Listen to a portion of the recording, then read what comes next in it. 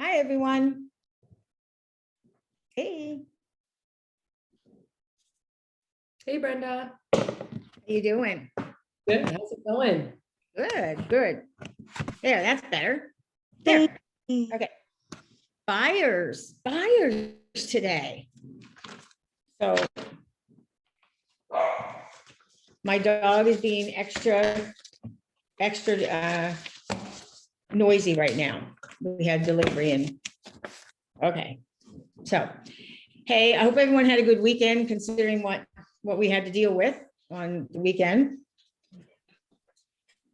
I know I'm not straying too far from home. How about you guys? Nope, Nope, nope, nope. nope, not at Okay. all. No, but my kids are still in school, so I'm All right, excited so we'll about get that. right into it. So buyers, when you first start, buyers, buyers are normally what you're gonna start, most agents will start working with buyers before listings. And there's a few key places with buyers. Just a sec, I gotta let this dog, it's driving me nuts.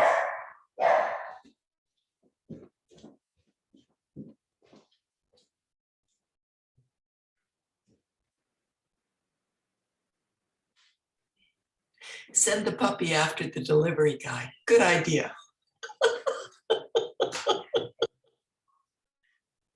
Did you see the dog that Jen had on her lap a minute ago, Marianne? I That's did. Bailey. I did. He's adorable. Yeah. It He just Sorry, matches. It just matches Jen, does it not? Aw. Like if you had to guess what kind of dog she had, that would be it, right? So something little Thank you. curly haired. Oh, now I can. Little bugger came right back in. Okay, today's expectations. We're gonna talk all about buyers. And I'm not gonna go through all the starting stuff with how many calls and everything in there. Let's just jump right into the training. So how many buyers have you guys worked with? So zero. How many have worked with any buyers? Oh, I'm not new. I'm just here for that refresher to say, Oh, how did it start and how did it fall off? And okay, a reminder. So yeah. the hundreds and hundreds. Yeah. And asking the question, don't worry if it's zero, because you're right. That's why you're here. So that we change that zero to numbers. So one of the first things you want to do when you get in, of course, is go through, we talked about the database. We talked about going to Facebook and adding more people to your command. Did everyone get a chance to do that? Well, you guys Trying. I'm just finding it difficult to get anything right now. to get, in what way? You mean a buyer or get things done? Everything. Everything. I just find that there's so much training that is just so overwhelming, and I don't feel like there's enough time to go and gather the leads. And then over and above that, when I am trying to get my what is that? My sphere of influence, like Yeah. just no one's biting, nothing. I'm not gonna lie, it takes a lot of work, takes a lot of effort. When I first, a lot of people, especially they'll look at me and say, oh geez, I'd like to get to her level of business. But my first few years in the business were 12 and 14-hour days. I would sit and do anything I could think of. Kijijis, I would take other people's ads. I did pamphlets up and I dropped them off. And at the end, my very first buyer, I think I told you guys, my very first buyer came from Kijiji. I took one of Marianne's listings and I put it on Kijiji. So, and we talked about that's one of the strongest ways to get buyers to get in touch with you. Take somebody's listing, take a lower price listing, do $5 on command. That's all you need, $5, maybe $10.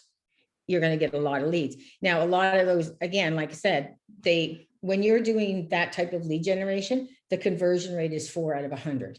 So it does take a lot. But what you're doing is you're adding people to your database. And that's why the plans, smart plans, are so important. We used to have something called 8x8. So 8 touches in 8 weeks. And And so I had like, the first one, of course, would be a phone call and a thank you note. Oh, it's been so long since I did that. We would send out a keychain, we sent out a recipe, we sent out just a really cute story. We sent a market analysis. So every week they were getting something from us. And that one there was really geared a lot towards the mail, like as in delivering the mail, which nobody does anymore. Okay. She's back. She's finished her barking. She's back. All right. Now you be quiet. So working like you said, working your sphere of influence or your Facebook or social media, these, when I first started, well, like I said, I didn't have this, but we didn't have the social media either that we had. So what I did is on page 9, if you want to go to page 9, they've got some really good, I call them kind of old time scripts for the telephone. But if you look at number 1, and I highlighted just the middle paragraph there, have you wondered about the cost process getting into a home? And then, I don't have to read it out to you, but you guys can read it there. So you want to end with a question, right? So even if you don't want to pick up the phone, like sit in the comfort of a chair. And said that's Allison spends about 3 hours a day texting people and being on Instagram, about easy 3 hours a day, if not more. So, and you want to document like say listings or real estate, and you want to document market information, and then you want to have something on there that is personal based. So because people like to see the real side of an agent. Who's Allison? Allison's one of the girls on my team. Sorry. Yeah. And she's like I said, she's younger and she's really into the social media. So look at that paragraph. Or the second one says, I was wondering when you'll be ready to stop paying your landlord and start paying yourself. May I explain? So you can take any one of these scripts and just take a few lines out of it and turn it into, talking to someone, trying to create a conversation on social media. Going into Facebook, one of my favorite lines is there anyone in your world I can help? Right. So you can put something down yourself. Like I have a little, I think I told you guys last week, I have a little COVID script, and I text or I phone or I email and say, wow, this is just such a crazy world right now. I just want to let you know that real estate is essential. I'm still here for anybody that needs help. And then I say, is there anyone in your world that I could help right now? So there's all kinds of ways of doing it. Yeah. But lead generation is a job. Like it's a job. It's the biggest piece of being a realtor, right? You need to find 4 to 5 hours a day to do lead generation. And when I say lead generation, I mean anything that will get a lead. So say you want to design a pamphlet and then you want to drop it off at everybody's door, or somebody that owns a store like I did back then. I did the little trifold pamphlet and I would put them on George's counter. So that's lead generation. All of that is lead generation because that's what you're doing it for. Go on Command Smart Plans. There's all kinds of things that you can do going on there. How about educating your family, your husband, your mother, your grandmother, your children to promote you as well? Oh, absolutely. Like my kids, they tell I'm like, because there's something in for them too. I make money. They get treats, right? Oh yeah. If you can get your kids to do it, that never went in my world. Yeah. I'm just going to text her just to say I'm in a class. And she doesn't realize. I have a couple of inspections going and this one is calling me. Oh, good to go home. There we go. Okay. Yeah, buyers are everywhere. Even when like the ones you least expect, buyers in this world right now, you know, are a lot of it just information that you feed them. So getting your head in the game here, servicing buyers is inexpensive. Well, actually it says below, finding buyers is simple. But servicing buyers, and that's again, another reason a lot of agents start with buyers, they don't cost anything to work with, right? So they're the gas in your car. That's all they're gonna, and they relatively, like, it's changed now. It used to be like 90-day closings when I first started. Now it's like 6 weeks. You know, so you're looking to get your first paycheck. Yeah. There, yeah. And that's what I'm talking about here is earnings with buyers is quick. So I think whether you even if you don't want to use Command, grab somebody's listing and put it on Kijiji, right? Because I know another agent that she gets a lot out of Kijiji. Right? So, and then once we get past this, I'm just going to talk a little bit about, I'll probably go off this training a little bit and just talk to you about our buyers and how we do it and when we work with a buyer. Is that okay with everyone if I go a little bit off script? Okay. Brenda, can I ask you a quick question? So Sure. you're putting someone else's listings on Kijiji with their permission. Right. Mhm. Are you calling that agent? Yes, absolutely. Absolutely. Because it's to their advantage. They want to sell it, Their that you're going advantage. to promote it for them on your Kijiji, but you're going to get the calls and those are going to be potential buyers that you're going to put Yeah. in the database. Yeah. Yeah, absolutely. Yeah. Now, a lot of the listings are going really quick right now. So that could be some sort of ad copy. You know, you put this, you know, listings are selling fast, contact me, all kinds of different things you can say there. So how do you find buyers? So again, open house. Open houses right now are not going on, but open houses were my strongest at the beginning, right? I was really good at converting on open houses with follow-up, and that's what was key, follow-up. And then listing ads, social media, and database. Ignite is really big on your database. I was talking to somebody, they gave me a call one day and they're getting, they've been in real estate for a couple of years now. And they called, actually more than a couple of years. And he called me and he said, I'm really getting frustrated. You know, I don't like this market. This was before the seller's market. So this was a couple of years ago. He's still in, by the way. You know, it's all doggy dog, blah, blah, blah. You know, I don't have any business, I don't have any buyers, I don't have any sellers. So I said, and it's 2 o'clock in the afternoon. And I said, well, what are you up to now? Oh, I'm walking the dog in Shuey. Why the hell are you walking your dog in Shuey and then calling me, complaining you got no business? Right? I tell my girls, you're, and this does not apply to you. I'm just saying what I'm like and how I built my business. I work 9 to 5 at my desk. And then I went on appointments, anything I could get in the evenings on weekends. Yeah. When I first went to KW, I probably spent a week just watching their videos. I was floored.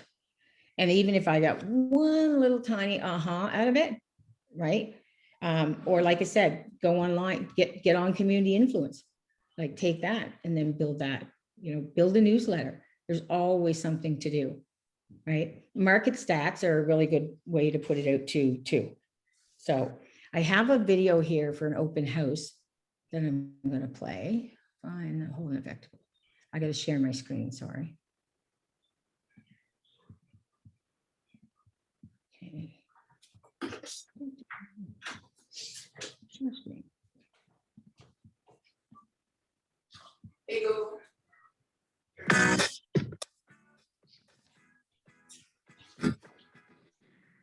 Hi, I'm Chris Suarez, and I'm here to tell you the 5 steps to holding an effective open house. Step 1, strategically select the home you want to hold open.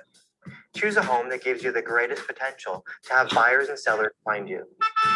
This might be a home that is in a great traffic pattern, whether that be car traffic or people walking by in walkable neighborhoods in your community. Select a home around a local event where neighbors or even out-of-town people might be stopping in. Step 2 of holding an effective open house is advertising and marketing. Marketing begins a week in advance of any open house you might hold open. Begin by posting internet ads a week before. Get a sign in the yard and let neighbors and passerbys know that the home will be open later in the week. Remember to contact both by phone and email any internet leads or phone calls you've received on that listing prior to the open house.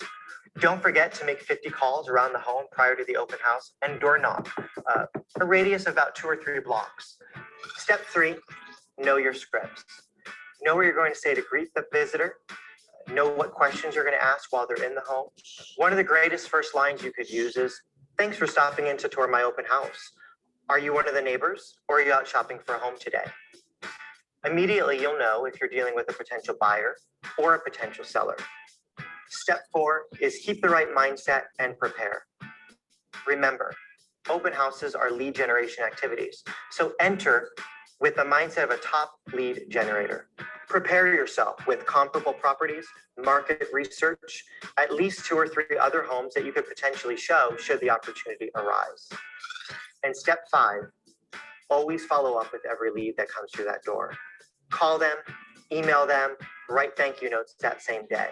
A simple follow-up script to use directly after an open house goes like this.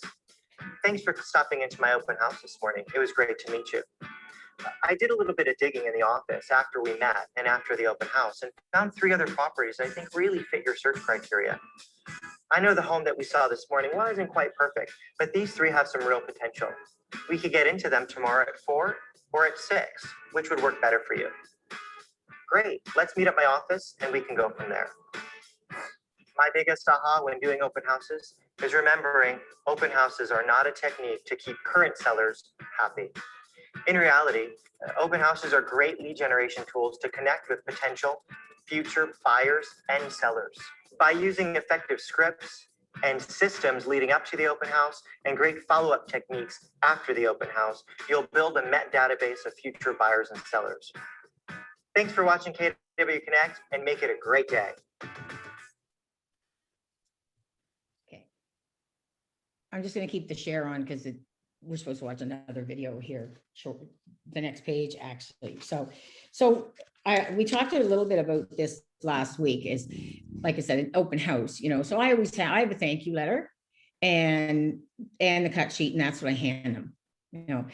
There are times where I've literally handed things out to them. I had a whole bunch of, it's a magnet for the fridge and it has all the emergency information that you need for Halifax. And I would give those out. What were some of the other things that I gave out? Oh, I had grocery list made up and I put my card on the top. It was just like a sticky card there. So because you want them to leave with something, of yours. You want to get there. And again, like I said, when they come in, whether it was by paper or whether it was through technology, I just would say, if you wouldn't mind signing in here, I promise I'm not going to stalk you. I will send you a thank you note, and the seller would like to know who's been here. So that most people will sign. And if they don't want to sign, yeah, I don't care. And that's when I start going through the house with them.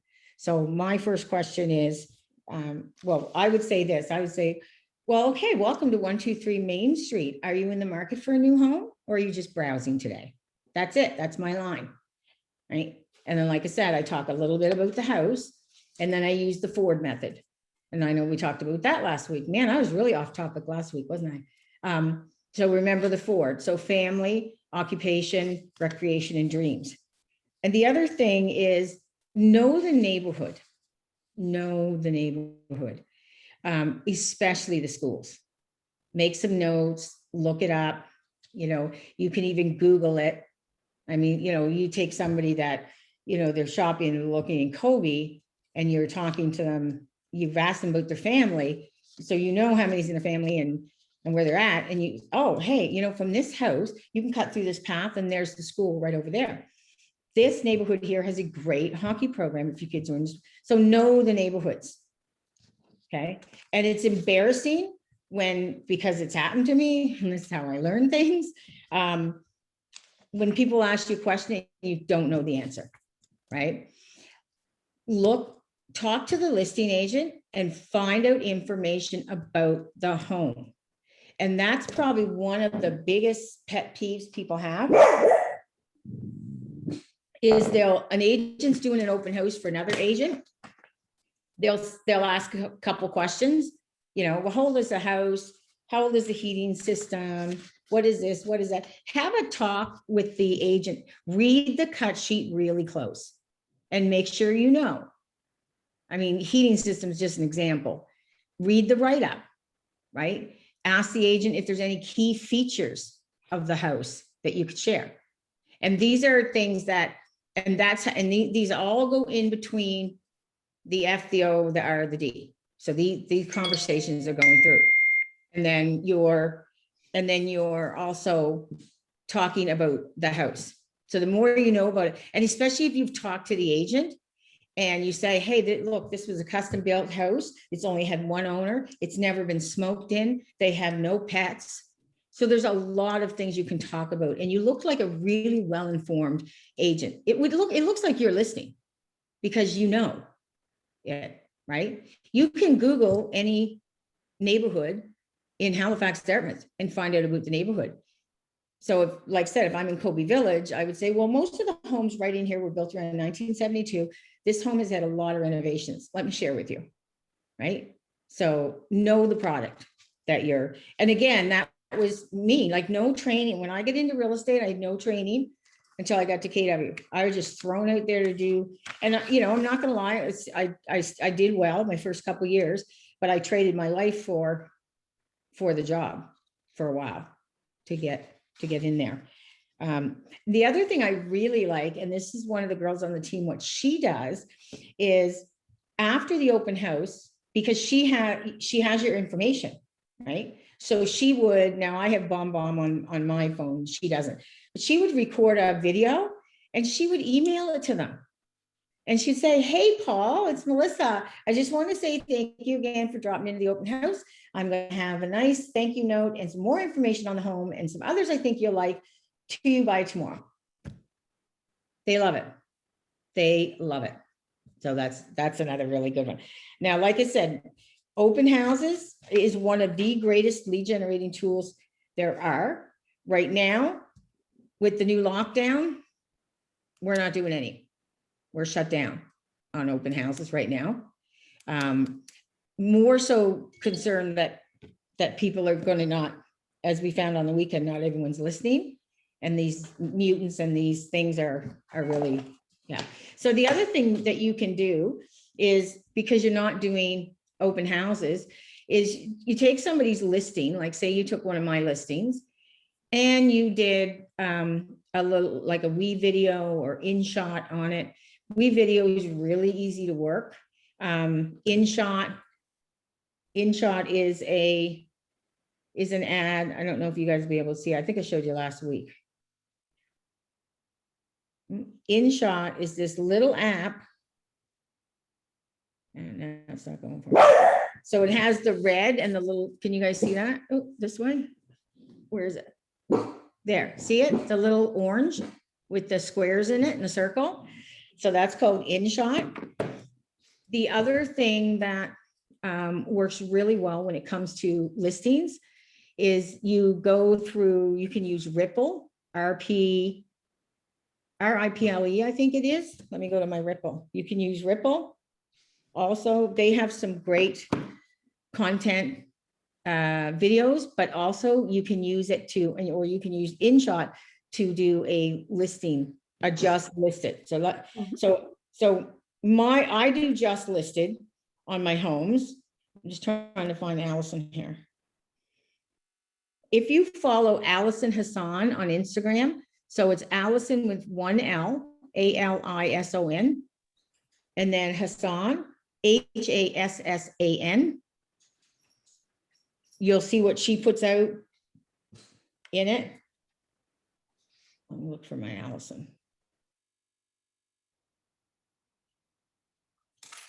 So what she does. Could you spell that again, please? The first or the last name, both? The last. HASSAN. And so you can see that I'm just going to go to this one. She just put this little video out. How come I can't get that in front of you guys? See? oh, right, because I keep putting it over there and I need to put it there. So that's that one. She does the same look on every one of them. She just grabs the ad, she puts some text over it. Then she always puts content, just general content. And then she puts a lot of herself. And then she puts, not a lot of them, but she puts a lot of personal ones on there. And she's our best lead generator on I saw Instagram. her already somewhere. Her results are fantastic. I read her Yeah. bio. She's a beautiful girl, lady. But her results are fantastic just from what I've seen. Yeah, she does good. She does really well with it. There, like I mentioned Agent Crate to you guys last week. Yeah. So when you see what comes out every single day is new listings. So look at that list and see if there's anything around the 220 to 260 range, right? That's one of our biggest selling ranges. Biggest, that doesn't sound right. Most, whatever. And then contact the agent and say, hey, can I put your new listing out on Instagram and try and find you some buyers? Well, who's going to say no to that? Right? So literally you guys could be every single day, you could be posting something on Facebook and Instagram that has to do with a property. And then the next day you're going to get something from Agent Crate, or you're going to go to Pinterest. So Pinterest, I have a realtor board and I get jokes come through and I get tips and I get, it's everything. Like one of the boards I have is yellow kitchens, because I want to do a yellow kitchen. And I get so much information. And it was so funny when I was doing my polls work really nice on Instagram. So this old farm that we got had an old wood kitchen in it. And I found one on Pinterest that was yellow and blue. And I put that picture out on Pinterest, on Instagram, and I did a poll. Who liked it? 60% said no, don't like it. And I value their opinion, but it's my kitchen. So of course I painted it yellow and blue.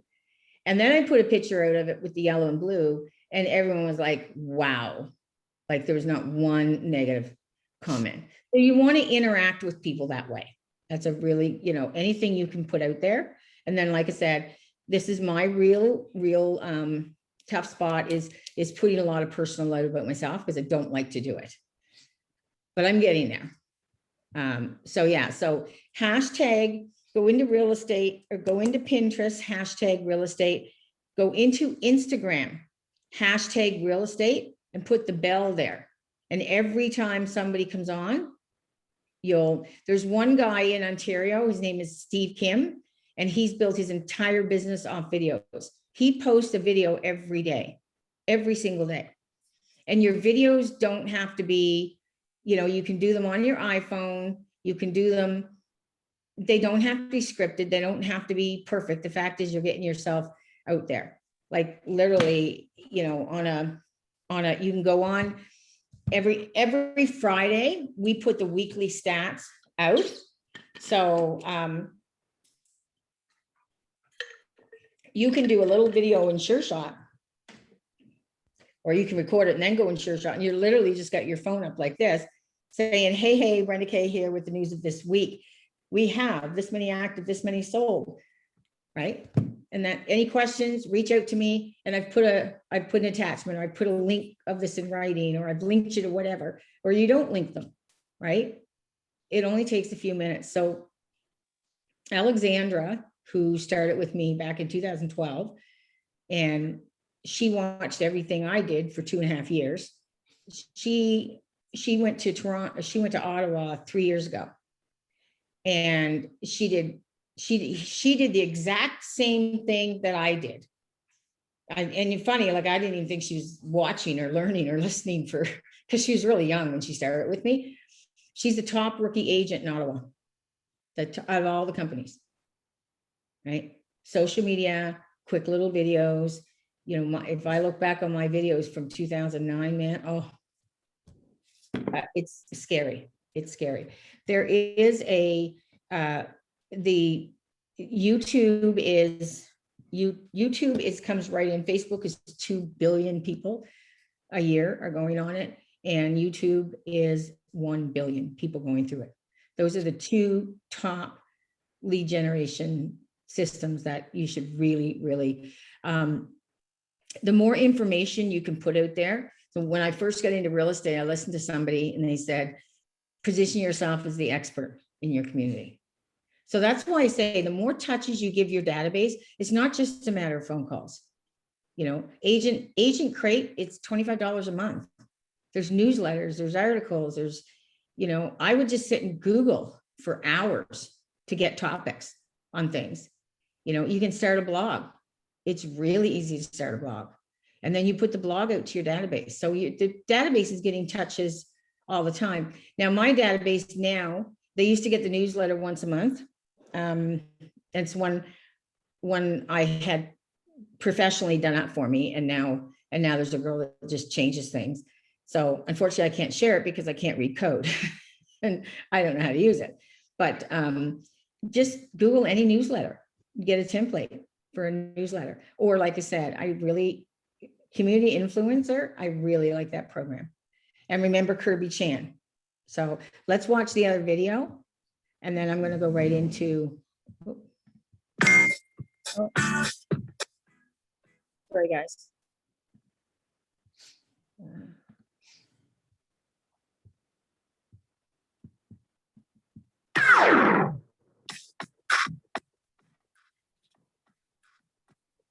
Hi, I'm Jennifer Pollock, and I'd like to share tips on how to find the motivated.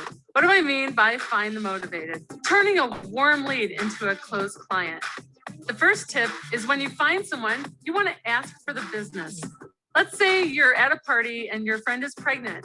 You can always say, hey, it looks like you need a bigger house. Or you're out and about and you see this big, beautiful diamond ring and not the full wedding ring. You can say, hey, it looks like you just got engaged. Congratulations. When are you buying your next house? And then I always ask, when are you ready to buy? When are you looking to move into your new house? What are those underlying tips of motivation that will tip you off to having a client that's ready to do business now versus a year from now?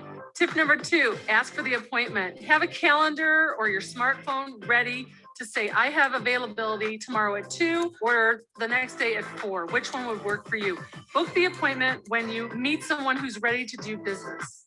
Tip number 3, so now you've got the appointment, you want to pre-qualify that appointment by using scripts. Ask questions such as, have you met with the lender that I referred you to the other day? To make sure that they have their price range in mind when they're meeting with you to buy a home, and that you know they're able to sell a home, or that they're motivated by a desire to have another outcome, like maybe they're relocating or they're downsizing their home. There has to be some motivation level to continue forward with the appointment. Tip number 4, use embedded commands.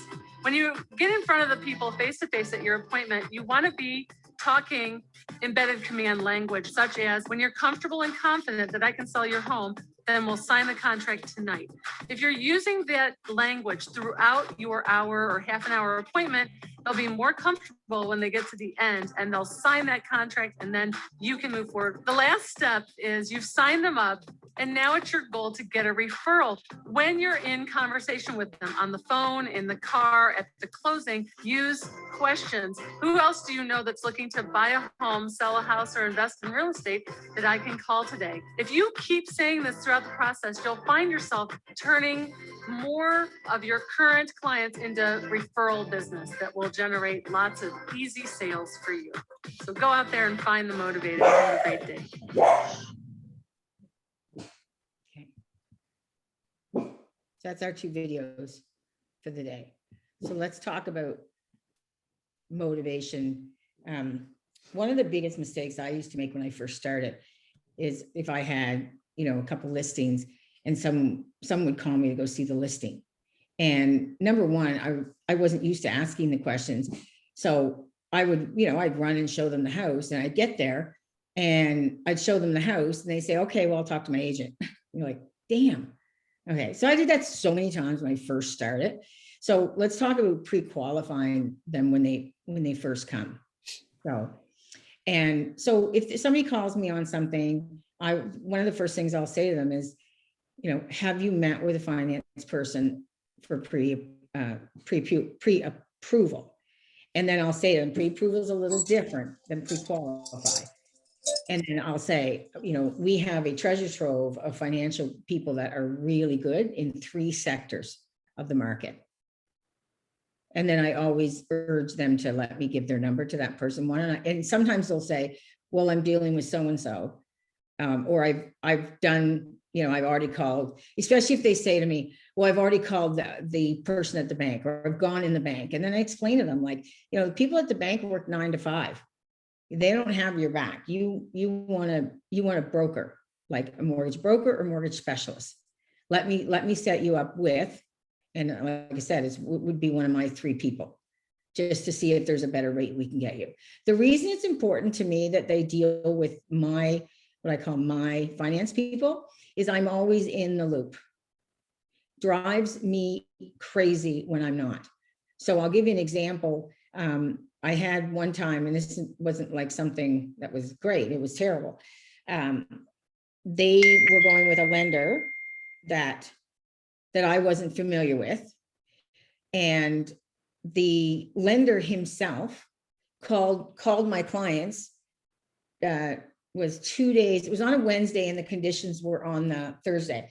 So called direct to the client, said, you're good to go, you're all approved. And I said, well, okay, all right, well, conditions are until Friday. So then I didn't say anything to the sellers. And then on Thursday afternoon, he calls the client, not me, and says, oh, we need to do an appraisal to firm up financing. You can imagine the conversation he had with me 2 minutes after that call with my client. So he really put my client in jeopardy. He really did, because he was not communicating with me. I knew because of what they were putting down, there had to be an appraisal. They were putting more than 20% down on the house. So that shouldn't even, and it certainly shouldn't come up a day after you're told that you're firm. And then the biggest thing with them is, like I said, once you meet them, so a couple questions on the phone. Instead of just saying, are you currently working with an agent? It just sounds a little bit, I don't know, maybe a little cold or something to me. So I say to people, you know, out of professional courtesy, I'd just like to ask if you're currently working with an agent. And that's a complete different way to ask it. And that's the way I always ask it. And then, like I said last week, if it's one of my listings and their agent's busy, absolutely, I will show it to them. And I do the same thing at an open house. I'll say the same thing, just out of professional courtesy. Are you currently working with an agent? And if they say, yeah, I am, I'll say, oh, great. Okay. Who are you working with? I can send them more information on this house. And I do. And when they tell me they're working with an agent, the following day, I get on the phone to the agent. I call them and I say, hey, Bobby and Sue were in my open house yesterday. Have they mentioned it to you yet? Right. You'll find people at an open house. This is like squirreling a little bit, but they literally will be standing there and they're like, oh, we can put the couch here. Oh, we could put mom's picture over there. Oh my God, this bedroom be perfect for the kids. Oh, I can't wait. Yeah, you never hear from them again. They're not buying a house. They just really get caught up in the excitement. When I first started, and that would happen to me at an open house, I'd be like, ooh, yeah, no dollars came at the end of it. So the biggest thing when you back to the phone call. So you pre-qualify them and then you set up the appointment. So you know they're not working with a realtor. You've talked to them about the mortgage, and then you say, what's your budget? That's my next question, is what's your budget?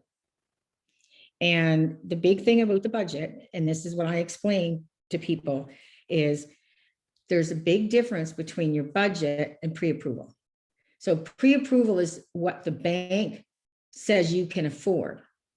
Okay, the budget shows you whether or not you can buy this house and have to live on craft dinner the rest of your life, or never take a trip, or not buy a new car. Right? So always say to your buyers, say, let's take a look at the payments. I'll say, ask your mortgage broker what the payment would be. So they say to me, okay, it's $998.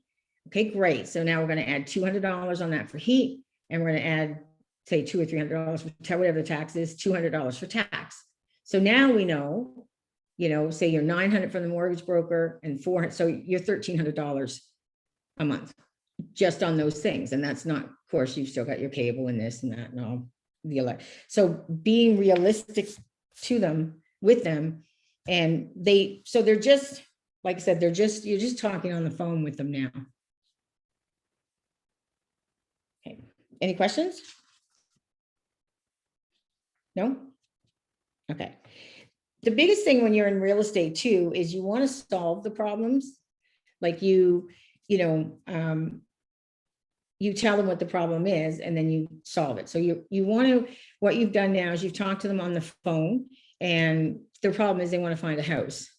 And I'll show you how you're going to do that for them. But so you want to ask for the appointment, definitely want to ask for the appointment. If they're calling you to show a house, book the appointment then. Just say, hey, that's great.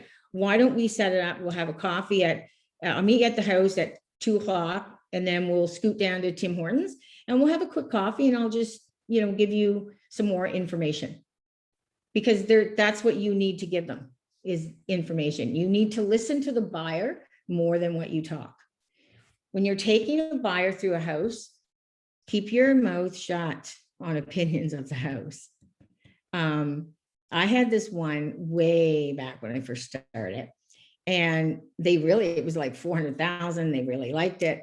And I stood back and said, I just said, oh, wow, the facade is nice. It reminds me of like a Middle Eastern design. And then they went, oh, okay. Oh, yeah, no, that's right. Oh, I don't like, okay, no, we don't want this house. Right? That's all I said. So now when we're going through and we're going to talk about setting buyer expectations with them, I'll make some comments if I see something. But I no longer give my opinion on how something looks. As I say to my daughter, step back into your box, my dear. So, yeah, they're talking about knowing terms. Okay, I'm going off just a little bit here. Okay, so now you showed them the house. You have either the listing cut in your hand on a piece of paper, or you have it on your phone and open when you get there. You've read the description, you've read all the information, you've talked to the agent to see if there's anything relative about the house that they'd like you to tell the buyers. So you make notes of that.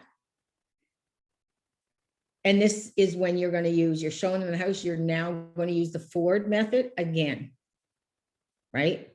So F, a little bit information, O, a little bit, R, a little bit, D, a little bit. So when you get down to have the coffee, you've got your little bit more familiarity. And when I'm walking, like I literally have the cut sheet in my hand, and as we're walking in, and I'll say, so this house was built in 1974. It does have oil heat, but it has a forced air furnace. So you can switch it to a full ducted heat pump system if you like, because the ventilation is already there. So I'm saying things about the house. Okay. And then I move on to, so where are you at now? A lot of those questions are kind of going to come in the consultation, but I will have that conversation just doing the Ford when I'm taking them through. So now you've got them at Tim Hortons and you're having a coffee. So first you're going to ask them about them. You've talked a little bit in the house, and there is, and I thought it was in this pack, and I was sure I saw it in this pack, and then I couldn't find it this morning. They have a buyer's consultation. Keller Williams has a buyer's consultation. That was one of the most significant tools that I picked up and completely changed how I dealt with buyers. So mine's called 20 Questions with Brenda Kay. That's what I call mine. And when I'm talking to somebody And I'll say to them too, like if I've got them on the phone, I said, great, we'll see you at 2:00 and we'll play 20 questions with Brenda Kay. And they, I mean, they have no idea what it is, but it's a buyer's consultation. So then when I'm sitting down with them, the first thing I do is I have a sheet of questions that before the buyer's consultations, just a sec here. So I go with a kit, right? So you used to have buyer's kits and listing kits. My buyer's kits are red, my listing kits are blue. Same with my files. Buyers are red, sellers are blue. There's never any confusion as to which file. So I'm laughing There's so hard, one- Brenda. I did the exact same thing. I am You like what? losing I did the exact same thing with my color coding. Oh, yeah, it's crazy. Yeah, I'm just looking for it. She doesn't have, where's my questions at? Good, she hasn't nothing in that one. Just a sec.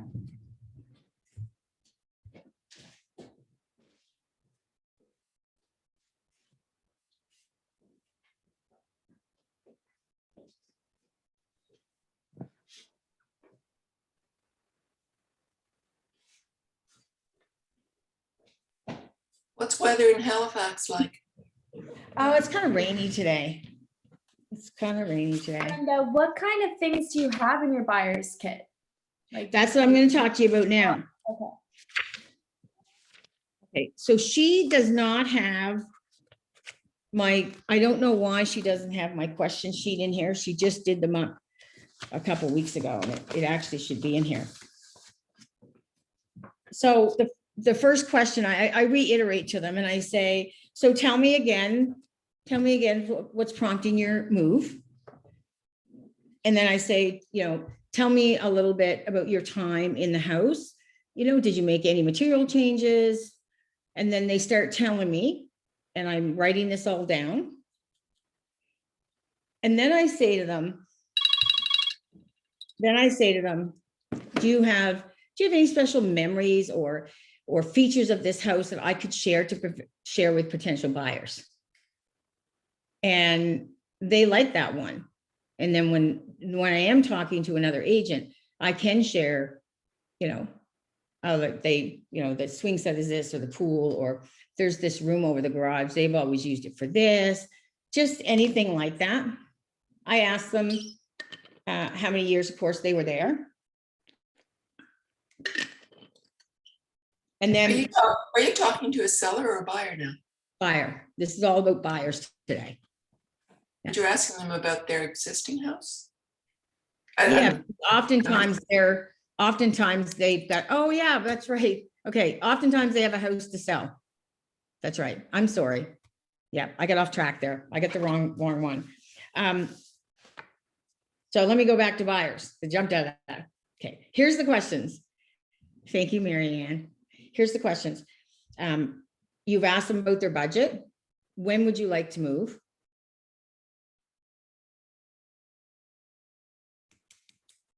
And that's one of the big questions there. And then you tell them about the market. Do you understand the market we're in right now? And then you explain that. Put that away. That is the buyer's kit though, I'm going to show you.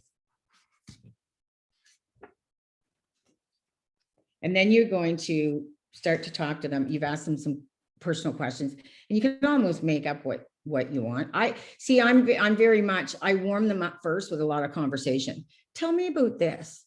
Tell me about that. By this time, I know if they need to sell a house. So I would have said to them, do you need to sell your current house to purchase this house?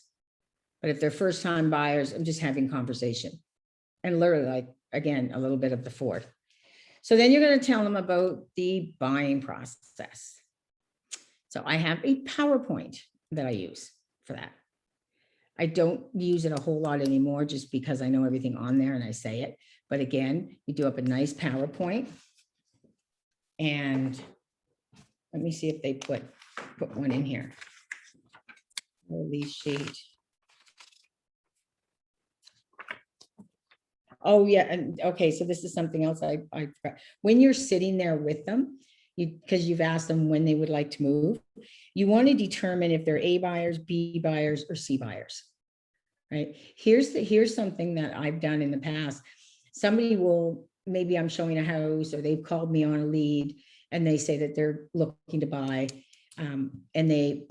So you're calling them or you're trying to do follow-up with someone from open house and they say, oh, yeah, no, I'm not going to buy probably for a year or so. So I really don't need to be connected at this time. And I'll say, do you know that most people start their online search for buying a home for 8 to 14 months before they buy their home? And it's never too early to get your name in the system just so that you can see what's going on. So how about I set you up in Paragon and we watch it for a while, you get the feel of the market. Because they normally aren't going to wait 8 to 14 months to buy. And if they do, are they going to think of you when they wait? So I got a call last week from a lady named Tanya that I called 2 years ago in Ontario. Tanya's been getting my emails. She's been getting my weekly videos. I set her up on Paragon just for a little bit, just to kind of get a feel for the market. So 2 years ago. So she called me last week and we wrote an offer yesterday and we got it. We were in competing and we got it. So in Tanya's mind, thanks. In Tanya's mind, her realtor in Nova Scotia was Brenda Kay. Because that's all she'd been hearing. Who she'd been hearing from for 2 years is Brenda Kay, right? So it's, it's the largest investment of their life. So if they tell you, and there's times that they will be 14 months out and you wouldn't believe how quick the time goes. So here's another thing that I do when I put them on Paragon. You can also set them up for search in command. If I think they're even like just watching maybe for 12 months, I will put them on Paragon. And then about every 3 months, 4 months, I go into Paragon and I bring them all up. And I say to them, hey, how's it going? I just want to know if you can help by letting me know what I can help you with right now. Or how can I help you at this time? How's the search going? Right? Have you seen anything that caught your eye? There's all kinds of things you can say to them. Don't set and forget. Brenda, by putting them in Paragon, do you mean like setting them up in the collab center? Setting them up to receive listings. Yeah, I like the Paragon one because if I think that they're buying, if they tell you 12 months, they're most likely they're going to buy in 6 months. If they get really excited with a lot of information, they may buy in 4 months. So Paragon allows me to really hone down in more specific areas and styles and price.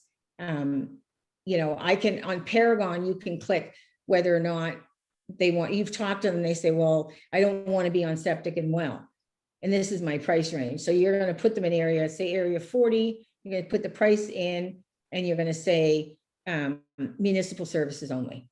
So then they're all getting, and then, like I said, then they're getting the listings. And then every few months, you're going to follow up with them and say, have you seen anything you like? Have you seen it? There's all kinds of things. You also want to put all these people on your Facebook and ask them to like your business page. And again, I encourage anybody to listen to Kirby Chan. Kirby actually reached out to me on the weekend. So now you're going to talk to them about the home buying process, right? And you need something to go by. So this here is just it's a paper insert that I had. I wrote it. And this is pretty much my what do you call it, presentation. Like I say, I talk about who we are. I don't go into a lot of detail. I just say to them, you'll be working with myself and with 5 team members. We're all about what's best for you, not doing the deal. So let me share a little bit of information with you on how you proceed with purchasing. And then I do. So I have a page that says typical sequence in the home buying process. And you can write these down and literally make a PowerPoint out of them, because that's what I did at first. So you've got one, get pre-approved. And then you're gonna write about being pre-approved. All you need on a PowerPoint is literally one line. Like say your PowerPoint presentation, you say pre-approval versus budget. You know, when you get to that slide, you're going to explain the difference to them between pre-approval and budget. You don't need it all on the PowerPoint, right? You can put like dollars in the background, you can put whatever image you want. Right? Mine was very, things would fly onto the sheet, they'd snap up on the sheet. So mine had a lot of animation in it. Okay. Determine location. That's huge.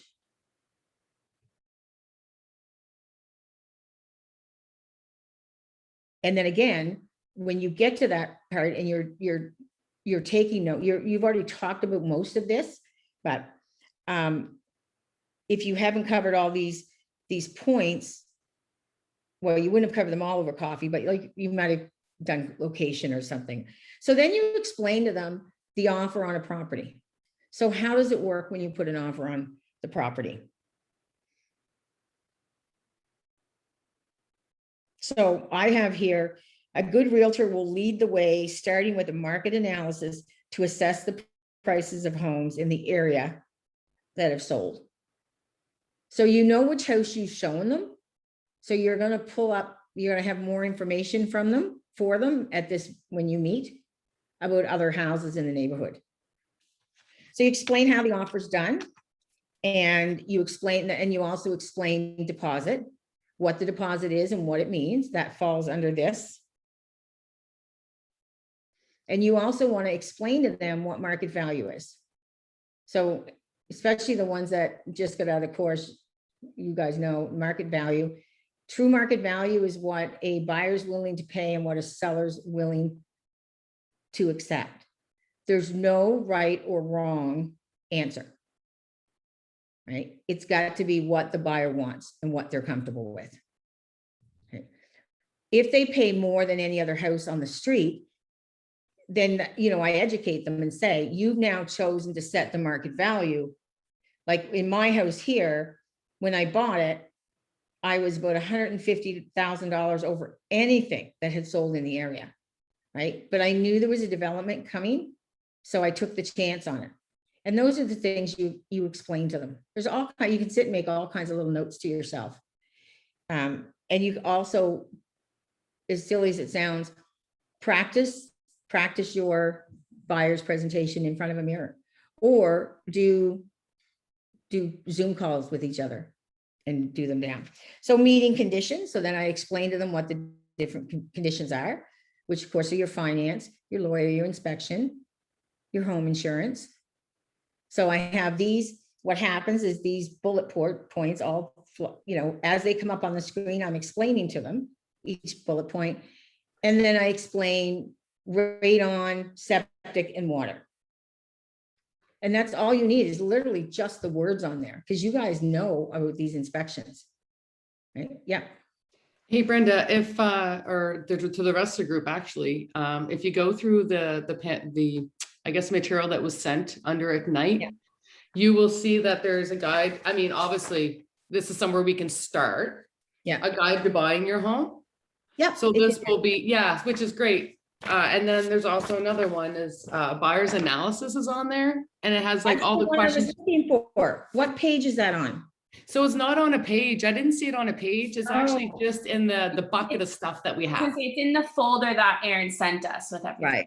Okay, that's what I was looking for. That's why I saw it. Yeah, so it's a great little starting point, and then you can kind of customize depending upon like what you say, Brenda, what works or what you're meant for. But it's just kind of somewhere to start.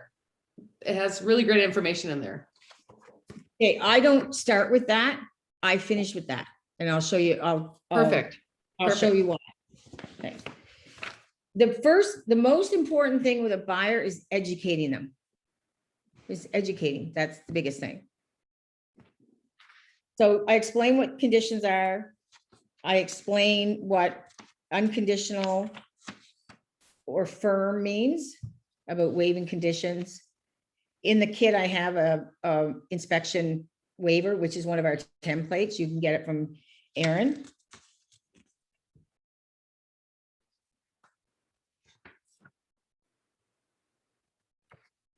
And then I explain that once they meet those, that's when we're firm. I say to them, now you know, you don't want to change jobs, you don't want to go and up your credit cards, what, you know, if they happen to do a financial check on you, then, you know, it could cost you lose the house here. Don't buy that big truck you're looking at. That's right, exactly, yeah. I actually then- had it happen. Guy Oh, bought did you? about a $60,000 truck before his house closed and he didn't qualify. He did qualify at first, but he didn't qualify. He thought he was in, that was done. So he took Yeah. his money and bought a truck and we couldn't close. Yeah. Yeah, Terrible, it terrible is. way to learn that lesson. Yeah, exactly. And then the next thing I do is I talk about, oh, sorry, getting back to these. So I'm talking about insurance confirmation and what it means, that they have to call their insurance company. They need to send a list cut and have a letter of binding insurance for the day of close. If you don't have fire insurance arranged on your house by the day of close, you're not getting your money to buy the house. The bank won't release it. And then I talk about the final meeting with lawyer.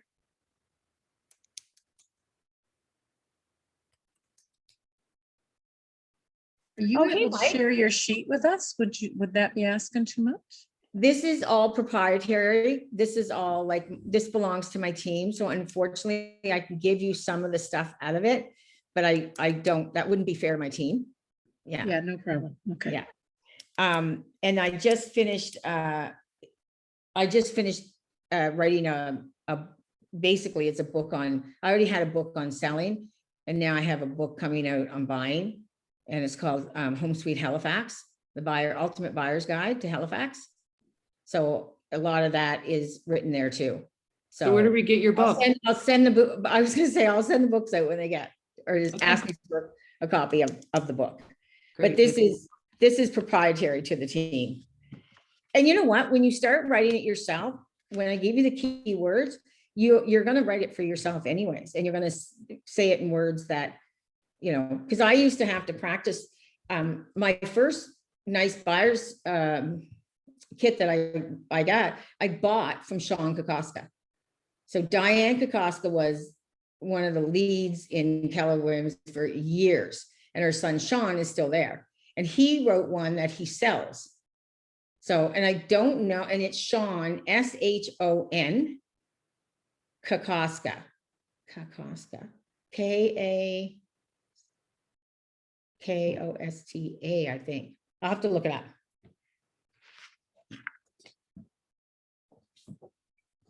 And then you talk about the closing day walkthrough and explain what that is we're gonna go back through the house at 9 a.m. on closing day. And we're going to make sure that they left everything they said they were gonna leave. There was no hidden damage that we couldn't see. And they didn't break anything during the move, leave junk from the move. So we're gonna do that walkthrough. And then if there is an issue, we'll discuss with the lawyer a holdback. So I always use junk as an example. If you go behind their shed, which by the way, I've missed on occasion, so I never miss now. You go behind their shed and you see that they've saved like all the wood, everything from years ago. Or here's one that drives me nuts. They'll say, oh yeah, I left all the paint there in case they want to paint the home or match the paint. I'm thinking, buddy, they're 25 years old. Like you can't even open them. We don't want your paint.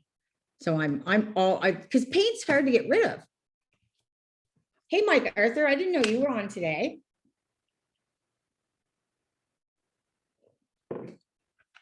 He's not going to unmute and he's not going to video for me. Yeah, sorry. I planned on being here sooner, but we had an emergency out front, like an 8-foot crack in the water line right in front of my Oh. walkway. Yeah. Wow. Now they're measuring the pipe to my house, which is kind of worrisome. Yeah, that would be. Yeah. And then go over the costs associated with buyers. I will send you this. This was not designed by me. This was designed by Keller Williams. And I will send these out. So I sit right there with them and I say, okay, so your budget's 350. Well, first I put who they're working with, the mortgage specialist. And then I just write on there like 350 above it anywhere. And then right beside all the words, I just put the amount. So I say, okay, you're gonna spend 300,000. I write that down and I'll say D-transfer tax is 1.5% of the purchase price. And this is a municipal tax the government charges for transferring the deeds. Legal fees, you should judge it probably about 1,200 anyways. That should cover your legal fees and title insurance.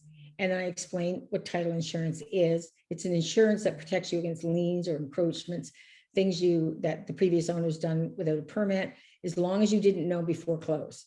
Anything you knew before close and you accepted it, title insurance will not cover. If it's oil heat, there's going to be a fuel adjustment. It runs between $800 and $900. And the reason we do that is so there's no question as to how much oil is left. The seller fills it, the buyer pays for it. 1/2 of annual property taxes.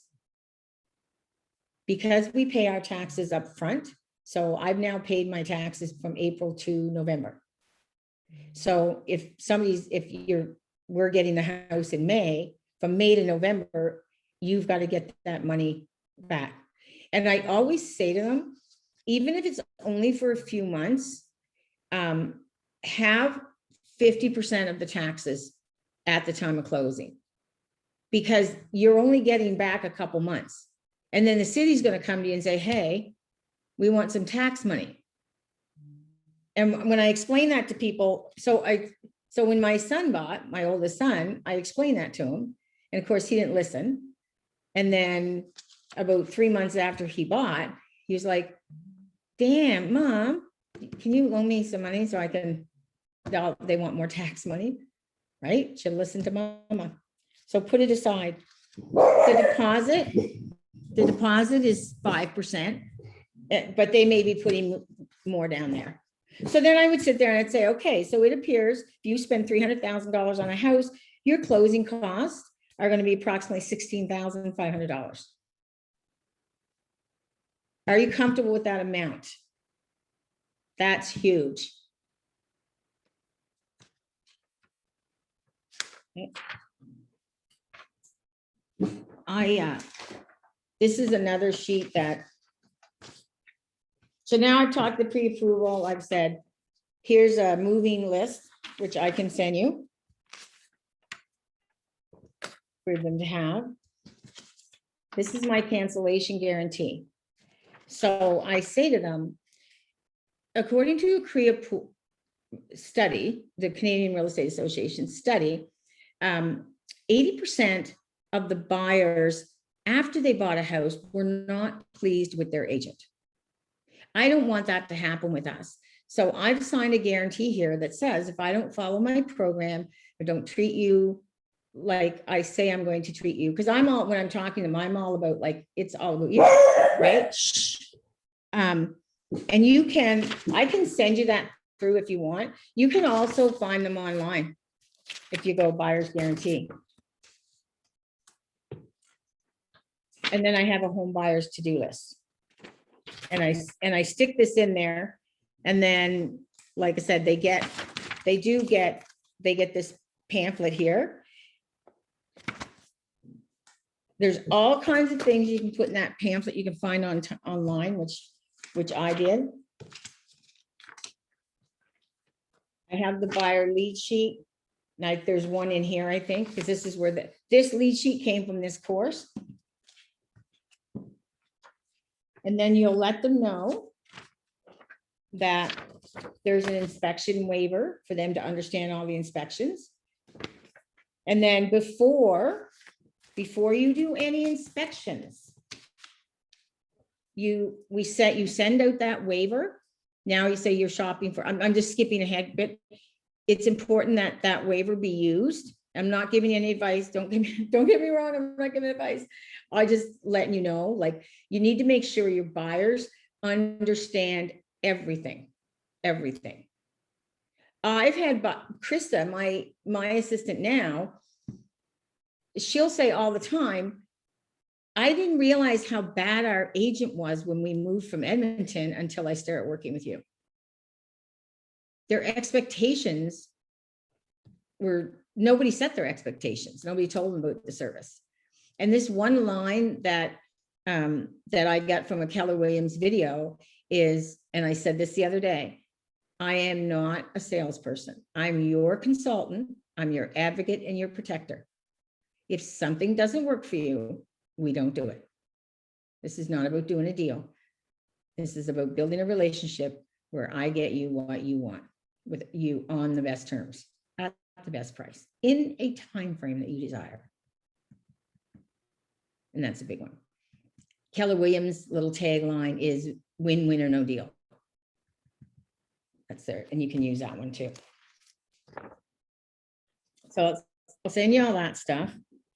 And then this is a budget that I give them in the back of the kit so that they can work out, and I'll send you that. And that, where did I get that? I think I copied it out of a little bank book, or I had Krista do a thing on the bank book. Well, thank you. Okay. You're welcome. Okay, so now they've talked about themselves, you've talked with them. And that's when I say to them, I would love to help you find a home. I really know what you want. I'm looking for it. I'm so grateful that you invited me, or that you came to this meeting with me today. Would you like me to be your agent? Right? And most of them say yes after that. That's when you get two things to do, and then you're going to that buyer's comp. So I'll say to them, great, let's go through the information and the broker's designated service agreement. We'll go through that, and then we'll continue on with 20 questions with Brenda. Does that work for you? Right. So I always end with, does that work for you? How does that sound? Is that meeting your needs? What do you think? So there's always something in there at the end that I pose, right? Work for you is my favorite one that I use a lot of. So now you've done the buyer's designated agent, and I think that you guys should I have a way I explain it. But if you call Ann De Silva, she will tell you how to explain the buyer's designated agency. I tell people that this designated agency relationship does not mean you have to buy a house. It simply means that you've put me in a lawful agency relationship with you that you can hold me accountable on. The second thing it does is you're allowing us to invoice the seller so that I get paid. Now, if I'm not smart enough to make sure I get paid, do you really want to work with me? And I don't say it as a joke. I'm serious. But that is not really the true spirit of the BDBA. So I really encourage you to call Ann and say, what's a good way to explain this? Everybody's always uncomfortable asking people to sign those, right? Depending on the person, remember we said last week, we're going to mirror ourselves to that person. So I can judge at a meeting whether or not he's going to sign it right this minute, or if they're, even a tiny. So I'll say to them, I'll tell you what, we'll go look at another house, whatever house, right?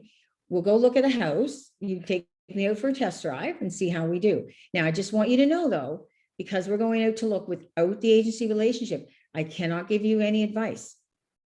I can answer basic questions, but I can't advise you in any way because we are not in the agency relationship.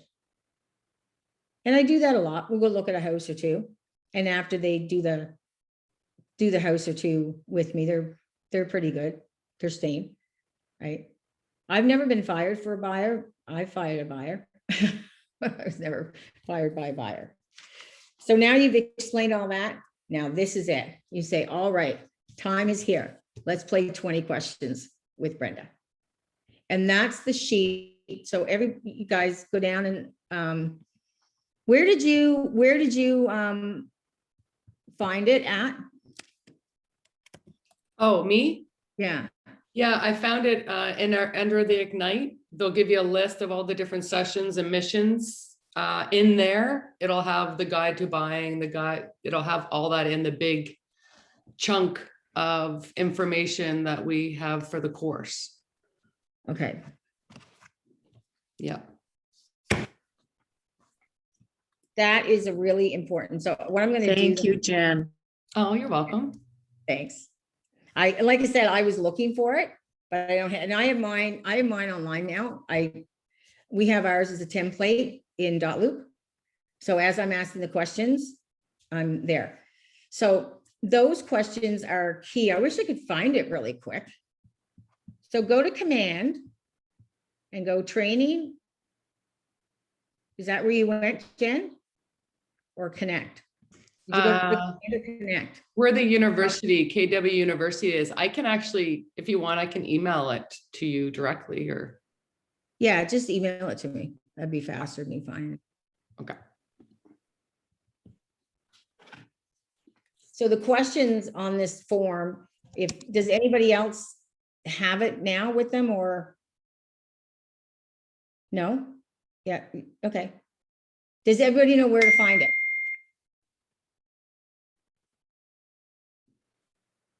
Yes, no? If you don't have where to find it, then I'm going to share the screen.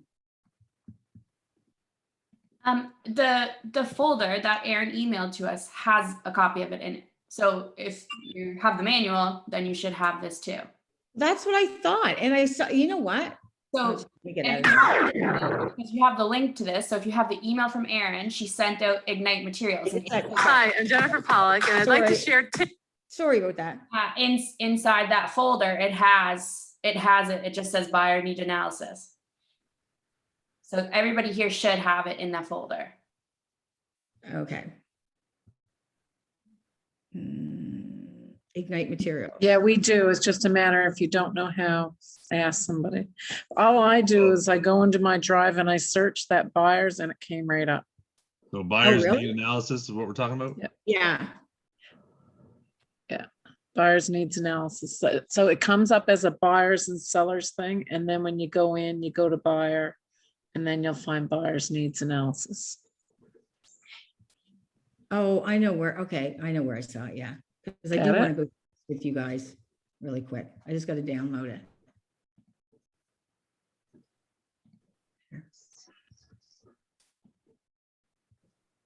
It's just downloading. Sorry. Okay, cool. I was just looking for your email. No. We're good. Everybody has it? Okay. I got it. Now I know where I saw it last night. Okay. Now I'm going to share my screen.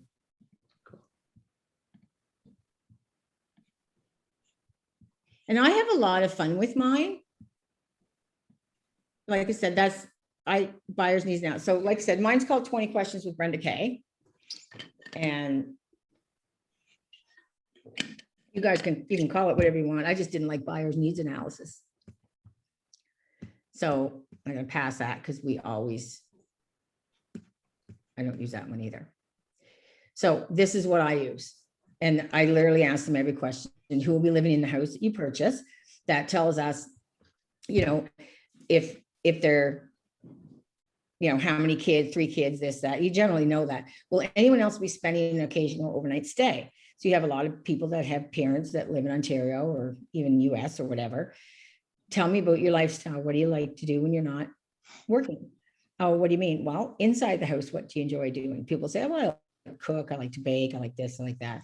Okay, so if you're outside on a really nice day, what would you like to do? Oh, we love to go hiking, we love to ride bikes. So it kind of gives me an idea. Do you have a need for a home office? Does your home any special needs? Do you have any pets? Do you have any, like, I literally sit there and ask all these questions. Ideal location, commute time and difference. What is your work address? Are your schools important? So I have a Zoom call today with somebody from Ontario. And I'll be asking these questions in this Zoom call. So I go all through those. I'm not going to read every one of them, but I go all through that. And then they've actually added a sheet. They never had that before, so I kind of like that. And they never had this sheet. Okay, so then after this, after I do this, I say, okay, well, let's talk about wants and needs. What are the top 5 things that you need or want in a house? Now, we may not find all 5, but when we go looking for houses, I'm going to know, I'm going to have the same vision in my head that you have in your head. And I'll tell them, like, any agent can show you 30 homes. I show between 3 to 6 homes before we find one you like, because I'm listening to you. If you've told, I've got all this information and you'll call me about a house, and, you know, and negativity aside, I'll just say, hey, that's just not going to work with you. Or what about this? Or what about that? So I always ask them those 5 needs. And it's so funny because sometimes what's important to a husband is not important to a wife, and vice versa. So we do have some fun with this. So it is this was the most critical piece I learned in dealing with buyers, this sheet right here. Right. And I tell them, you and I are going to share the same vision for your dream home. And before I go show houses in a different market, you know, because I said, it all depends on you explain to your buyers what market you're in. You know, this market here, we sit down and we tell the buyers, now, you know, if your budget is 400,000, we need to shop at 300 or 325, right? Because everything's going over, you know. If it's a buyer's market, we'll say, look, it is a buyer's market right now. Prices are down. There's no need to lowball an offer. It's just going to get the hair up on the back of the neck of the seller. You know, I often say to my buyers, you know, let's put ourselves in their shoes and kind of say, why are they behaving like they are? And then we'll say, what do we want to do about it? Sellers are super, super emotional. It's their house, right? And there's certain ways you got to handle it. Mike, you've been around a long time. You get to know the agents and who to talk to, like who, and who to tippy toe around. One thing I will tell you is when I first got into this, the office that I was in was really toxic. And they would, you know, even the owner itself, like, you know, argue with agents, or, you know, especially when like inspections, when you're doing the inspections, right? I mean, you don't like to deliver the news that, you know, hey, you've got no septic field. And I've had agents, not so much anymore in recent years, but when I first started in this, I'd have agents yelling and screaming at me on the other end of the phone saying, we're not fixing that septic. We already reduced the price. And I'd just be like, whoa, right? So there's agents that, you know, I'll just say, when you can chill out, we'll chat. And I hang up the phone. I can think of one in particular. I still do that too, every time she phones me. Because some agents out there look at it like we got to fight, right? But here's the thing. Your buyer wants the home. The seller wants to sell the home. Don't get caught up in ego. Don't get caught up in winning, right? Just focus on your buyer and do what's best for them. So in the competing offer that I did last night, that's what we did. I figured it would go over a certain mark. We didn't go over that mark, but the way it was written, we ended up getting it. Right? So it's got to be, because if I had said to her, oh, you should go over this mark, we should do it this way. You know, that's just wanting to win. Like, that's not good for them financially. That's wanting to win. And so, like I said, don't get caught up in that. It's especially going on now, as Mike, again, I'm sure you've seen, like, some of the agents, you know, I actually had an agent say this to me. when he sent in an offer on one of my listings, nice guy.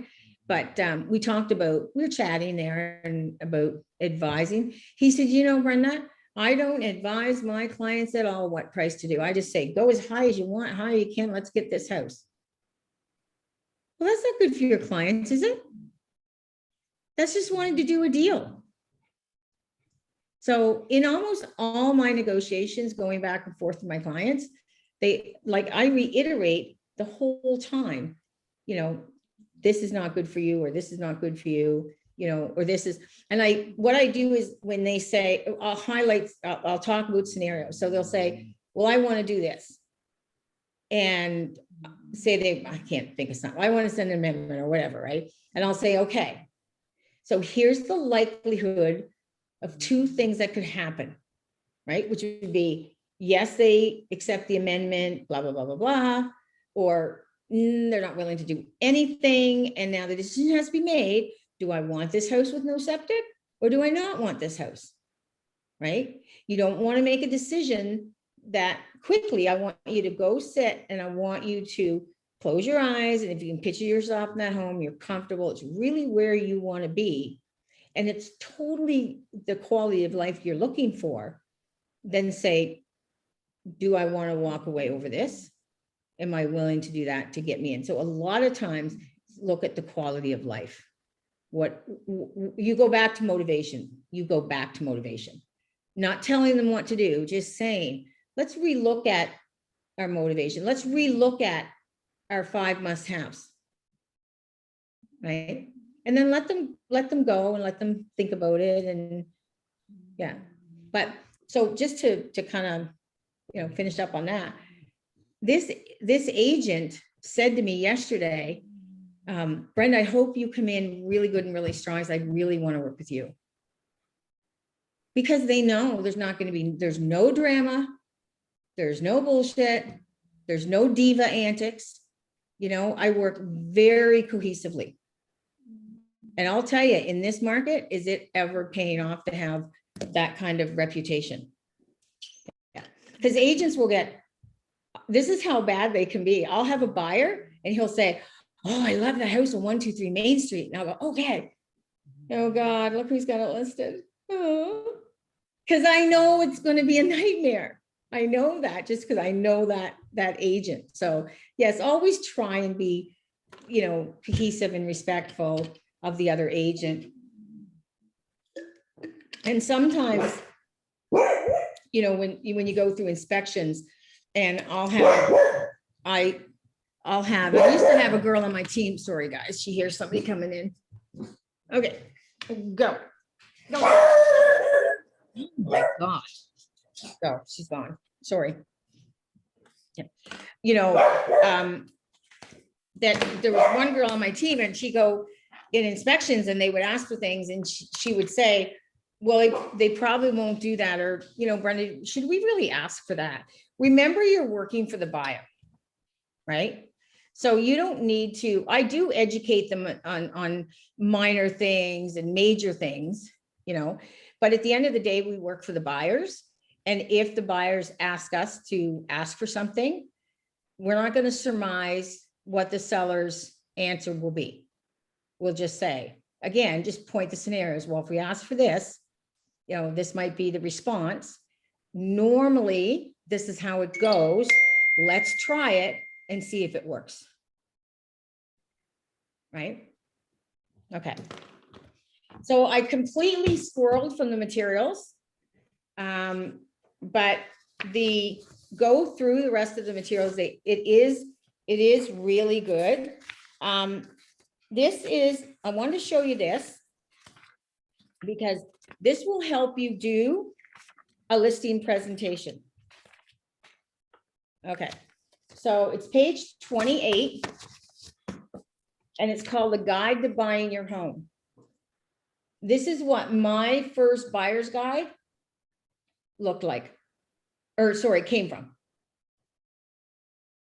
And you literally just put it in a PowerPoint, like I said today, put the bulletproof points in and then explain it.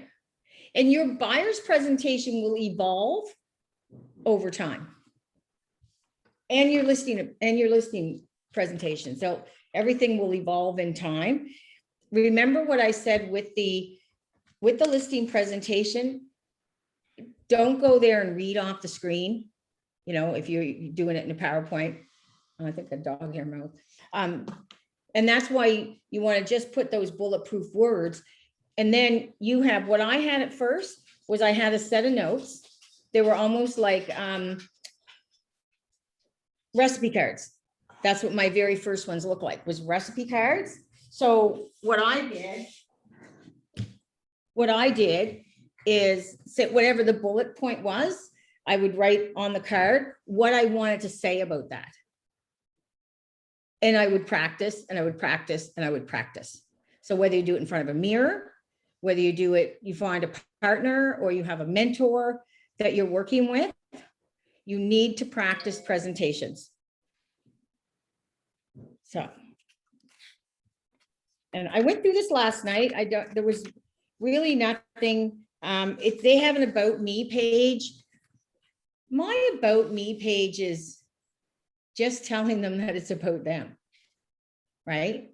From a negotiating standpoint, you know, I will let them know, you know, especially in the buyer's presentation, about having the experienced agent, you know, how many transactions a year. But what I say to people is, you know, last year I built 69 relationships and, you know, did some awesome negotiation for the best deals for these buyers. And that's kind of how I say it, not I do 69 or I do 31 or whatever it is you do, or 100 or whatever. Because, and then if they're a little bit for, you know, because that's why most times you'll work with first-time home buyers, because they're inexperienced. Oftentimes, if you get a seasoned home buyer, if they ask you about your experience or anything, you just say, oh my God, listen, I am with this team at Keller Williams. There's, you know, talk about your mentor, or, you know, I used to say to people, oh, look, I'm a cell phone away from Mariana Callan, and we all know how Mariana is in this business, right? And how many deals she did. So just let them know you've got a really strong mentor. And when you run into things on the agreement, call one of the brokers. If you have any questions, don't call basic questions, you can call your mentor. But if you have questions about what to put on an agreement, how to write it, how to give any certain advice, call one of the brokers. Okay. Even my girls on my team, they call me and they say, Brenda, blah, blah, blah. And I go, be right back to you. And blah, blah, blah, blah, blah. Ann tells me and I tell my team, and we all learn. Okay. Is there anything, you know what? I went through the end of this last night, and really there's a lot of practice things in here and things. Use the tools, watch the videos, you know, and remember that you have, as a new agent, if you're not busy with buyers, there's 8 hours in a workday. What can you do in 8 hours? Geez, you know, Instagram, Kijiji, like, you know, one of the biggest problems with real estate is, what I found is you go to the trainings, and I'm guilty too. You'll go to the trainings and you go, oh yeah, oh wow, whoo, and then you don't implement it, right? So you need to create, and this is again, even with my booklet here, you need to create the tools that suit your personality and your style. And you have to explain them how you're comfortable. You guys all know the terms, right? Any questions? Did I miss? Going back to the very beginning, what's the R in Ford? I don't remember. Recreation. Yeah. Family, occupation, recreation, and dreams. Dreams. I turn dreams into dream home. Yeah. Oh, nice. And when we play the 20 questions with Brenda Kay, what I say to them is, yeah, now guys, this is your dream home we're talking about, right? This is the ultimate. right? And that's why at the end, you say, okay, what's the 5 most needed or wanted? What 5 could be deal killers? What 1 could be a deal killer? I always ask that question. And then So when I you think- first meet, pardon me? Sorry. What I was Okay. gonna say is I just had a very similar conversation with a potential buyer, and I called it a wish list. I said, give me your wish list of your ideal home.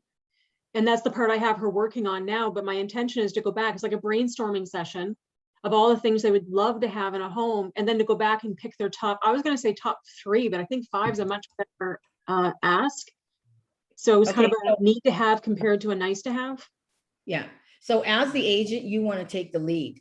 right? They don't know everything they want in a home. Go over and have a coffee and bring that needs analysis to them, ask them every single question. Wonderful. Yeah, didn't they know this don't- before. Are they first-time home buyers? No, but this is literally only the second home. In their first home, it was their husband who was in the driver's seat, and now he's passed. Okay, so buyers don't know what they don't know. Exactly. You lead your buyers don't lead you, Mhm. right? So I did give her some guidance in terms of doing the list. We kind of worked through some of those things together. And then I said, okay, now just let your mind go crazy. Like really think about the things you would love. You get to pick this house. This is yours. Yeah. Nobody else's. This is yours. Do you want 2 bedrooms? Do you want 3 bedrooms? How often do you actually want your kids to just stay over all the time? Yeah, Okay, yeah, use the 20 questions. perfect. It's the best tool you'll have with buyers.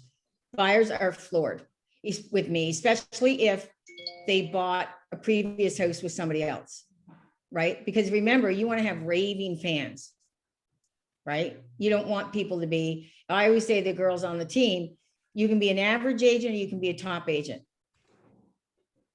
Choice is yours. So And bad use news spreads faster than, bad news definitely spreads 21 times faster than good news. it And really does. most of the people I've spoken to had crappy agents, which is another reason why I was excited about getting this profession. Yeah, Just what people say. So we can set that benchmark now, right? well, after I get off the phone with you, I'm going to be calling a gentleman that has an agent that came to his house and also set him up on Paragon. And I explained to him, like, if you were an employer and you were hiring an employee, would you just interview one employee? It's really important. It's really key. This is your last step towards retirement, that, you get exactly what you want. So I'm calling him after this class and setting a day to come see his house. Right. So on the phone, he had said the other realtor set him up. And don't get me wrong, I'm doing my job. I'm doing this guy called me about a listing. I'm talking to him. And yes, I would like to go in and get him as a buyer. And yes, I would like to list his home. Right. So and I don't consider that being nasty or scooping another realtors, because if he's open to me coming over, she didn't do something right. There's something she didn't do. I don't know what it is, but Did you obviously, qualify? But they would have had an agreement, yes? Or maybe they don't have an agreement yet. no agreement. Well, then it's fair game. Yeah. If there's only a signed Exactly. contract, then there's no commitment. Exactly. Okay. Exactly. Yeah. Yeah. Now, if somebody says to me, oh, I've been out looking at homes with so-and-so, I may say, okay, or depending on the agent, oh, so you're under buyer agency. And they'll say, no, what's that? And I'll talk a little bit to them about it. And sometimes I'll find out they're not happy with who they got. They just get emails from Paragon from them and never talk to them, never hear from them. So I actually have a buyer in Ontario right now that is the same thing. Like when I talked to him, he was like, oh, like I kind of have somebody that I'm getting stuff like links into me. But other than that, I haven't heard from him. And I was like, oh, okay, no, I respect that. Like if you're currently working with somebody and you want to continue. And he's like, well, no, like I haven't heard from them. So, what can you kind of offer me? So like I've been sending him stuff, but like not links through Paragon, but just like I will send houses and then give a little description each time and be like, you know, like have a conversation about them. And like I've been very in contact with him, so I'm kind of hoping that he'll pick me. But yeah, like same situation. Like he was like, you know, they're not really that impressive because they're not talking to me. Yeah. So what I would say there is, because you always want to close for the appointment. That's your job, close for the appointment, right? So as soon as he starts to say about what he's going through, you say, really? Oh my goodness, no, let's set up a day and a time for Zoom. What day and time is good for you for the Zoom?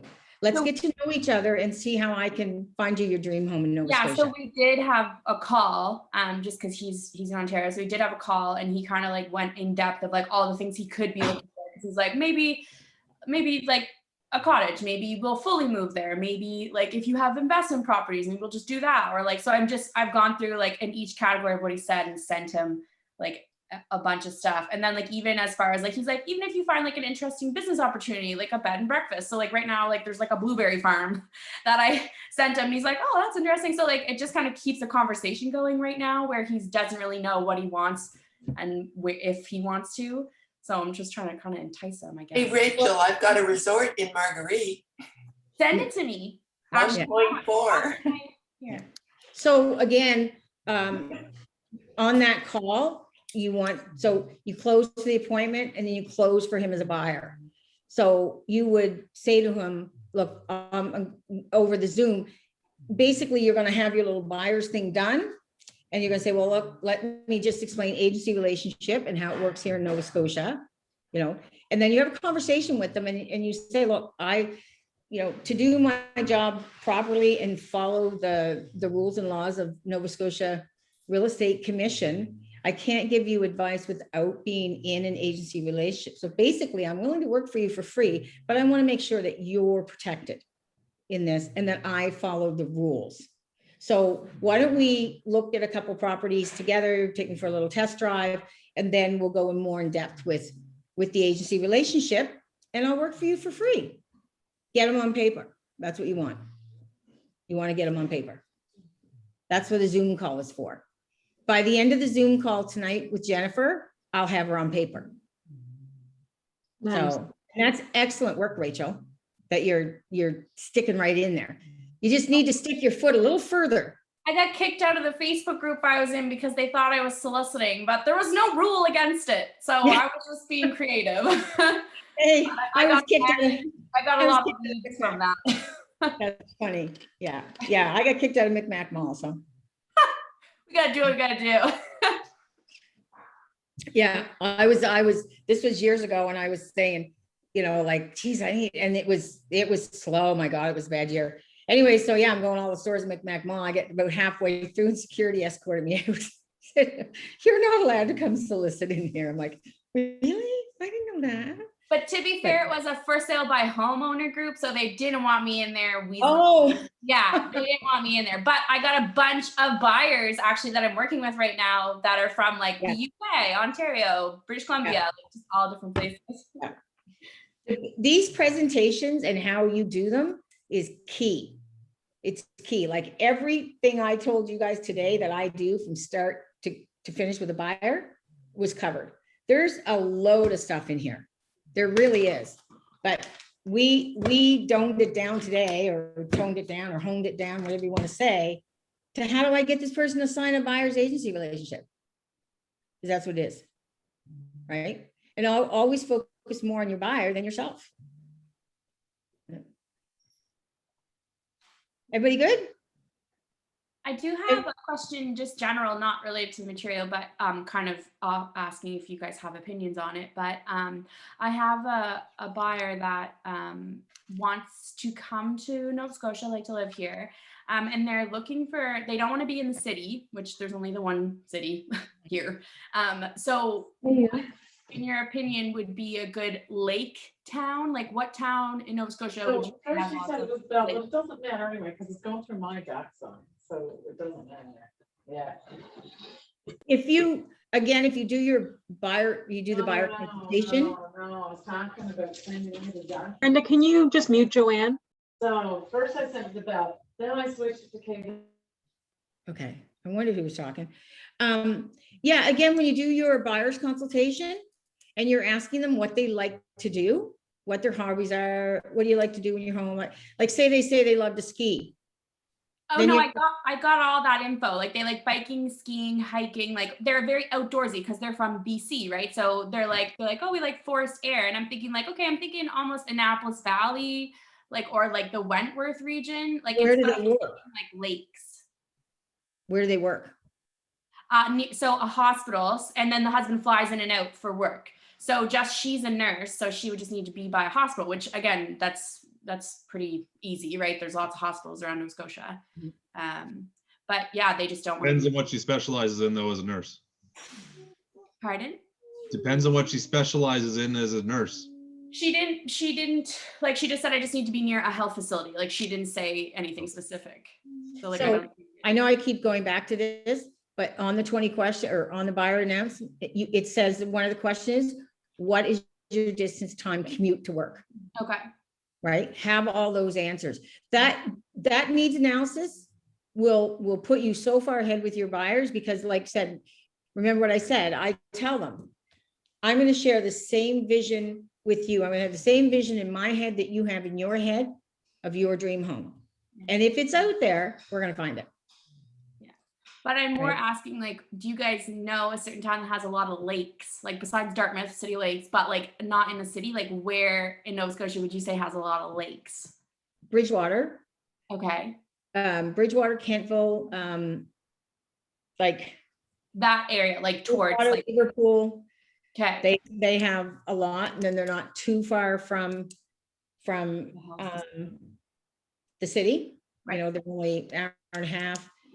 Can't really, to me, when somebody tells me they want lakefront and they want to be about an hour, a little better to the city, I'm down in I'm in Maliga Lake and the 40s. It's called Dalhousie. They're called the 40s. So Yeah, there's that's shelter right. place, yeah. So right in around New Ross. Yeah, Dennis. Okay. So the other thing there too is you say he flies in and out. So you're gonna want to ask him like what his travel time is that he wants because I mean it's Halifax, that's it. Right. Yeah. So you really got to think about that because it's a pain in the butt. If he flies in the middle of the night and his wife has to pick him up, that's not going to work. If he's going to cab it, it's going to cost That's a lot of right. money. So figure that out too. Yeah. Cape Breton is an Okay. island of lakes, Rachel. Yeah, Cape Breton is one that I already know, but I was just thinking like in terms of the other direction, like what, you know what I mean? Like what? Closer to you, yeah. Yeah. If you go, well, they can, one of the most popular spots right now, and they build the homes and everything for them, is Cottage Country. That's in Vaughan. It's called Falls Lake. That's a good one there. And if you go towards Wentworth, you've got Sutherland's Lake and you've got Malagash Lake. Well, what's the name of that big lake, David? Yeah, he can't hear me. Okay, but What is about that Fall lake? River? That area, that's nice. It's on water. Well, that's city. Like Kind to of me, what- that's your, yeah, like they want to be Yeah, like they're close. kind of. yeah, Yeah. But I yeah. was just I wondering if would, they had that option, so that gives me What about some. Enfield and Elmsdale, Lance, Belen, all up there, close to the Yeah. airport, country, Yeah, I mean, not Yeah. really lakes. There's- Milford, a little bit Stewie, Shubenacadie, you know, you're getting right between Truro, but you're still close to the airport, very country. yeah, ask them that about the, like I said, if somebody at the airport. So I generally send them that direction. Okay. Windsor, Bridgewater, Liverpool, there's a ton of lakes down there. There's a ton. Chester, there's a connector road between Windsor and Chester. I think that's got two lakes on it. It's really tough finding anything on a lake right now. What's their budget? Like 700. Okay. Okay, I've got one that might be coming available down on Maliga Lake, which is a big lake just outside of Bridgewater there. It's 400. We're gonna be around 400. I said 4 to But 4. if you kept me under 500, that would be amazing, but she said we can go as high as 7, so. Okay, send me what they're looking for. Okay. I'll find out about this one on Maliga. And because I know it's like a house and it's got a detached garage and everything Okay. on Maliga Lake. So Yeah, so touch base with me on that, a little bit more information, how many kids, how many size, how many bedrooms, just email me that. Okay. Okay, Marianne, I put my email in the chat. Are you able to send me the info on the resort? For sure, for Okay. sure. Yeah. Thank you. Thanks, guys. okay, I have a deadline for offers in 5 minutes. I'll see everybody later. Awesome. Thanks, Brenda. Okay.